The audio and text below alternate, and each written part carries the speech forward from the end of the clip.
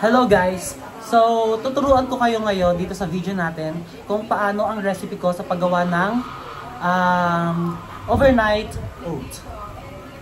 So, syempre, kailangan muna meron kang jar, lagayan. Meron ako ditong glass na lagayan ko. Tapos, kailangan meron ka ding Quaker Oats. Pero mas maganda kung whole grain. Wala kasi kung whole grain, so ito lang yung available. Itong quick cook oatmeal ko. Tapos, syempre, kailangan natin ng chia seed. Itong chia seed. Napakadaming health benefits itong chia seeds. Kung gagamit ka nito, makakatulong to kung ikaw ay nagpabawas ng timbang. Siyempre, kakailangan din natin itong fresh milk. Mas mainam kung low fat. Pero ito lang kasi yung available ko. Kaya ito na lang. Pwede rin naman. Tapos naglalagay din ako ng yogurt. Any kind of yogurt pwede naman. Meron ako ditong mixed berries. Ito lang yung available. Tapos, syempre, mas masarap yan kung merong real fruit. Banana lang yung meron ako dito. So, una, naglalagay ako ng Quaker Oats sa aking jar. Yan. Lalagyan lang natin siya. So, yan. 1. Tinatansya ko lang yung sukat. Base sa lagayan kung ilan yung kakasya. So, eto dito, naglagay ako ng I think mga 5 sandok ng kutsara. 4 5. Yan. 5 sandok ng Quaker Oats ng kutsara. Tapos, susunod ko na itong chia seed. Itong chia seed, nabili ko to sa TikTok. Sa TikTok ko, nakalagay ito sa may TikTok ko. I-follow nyo lang ako, JP Seniza.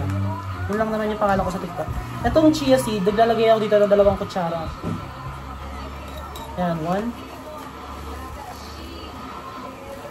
2. Nagdagan natin ng konti. Yan.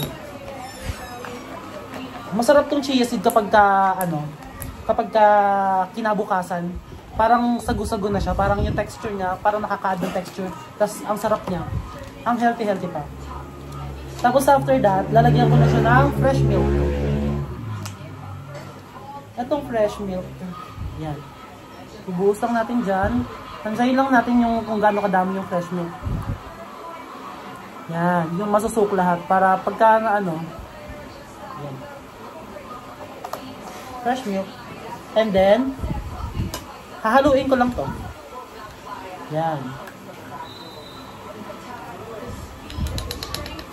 Pagkahalo ko niyan, tsaka ako isusunod itong ating yogurt.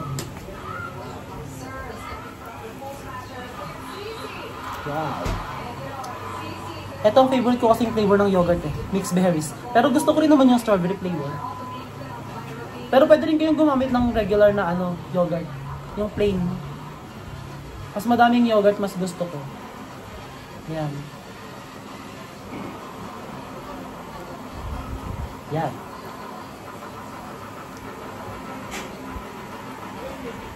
Sarap. Ayun. And then after that, ilalagay ko na sa toppings yung real fruit. Mas masarap yung overnight oats pagka may mga real fruit na nakahalo. Kaya naglalagay ako ng mga ganito. Ayan. Hindi na siya kakasya. Parang tatapon na siya. Kaya okay na yan. Nasa naman yan. 6 na slice ng banana.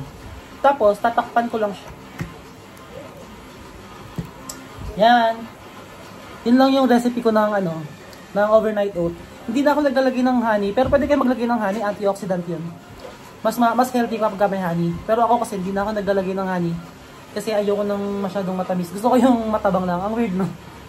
Ayun lang.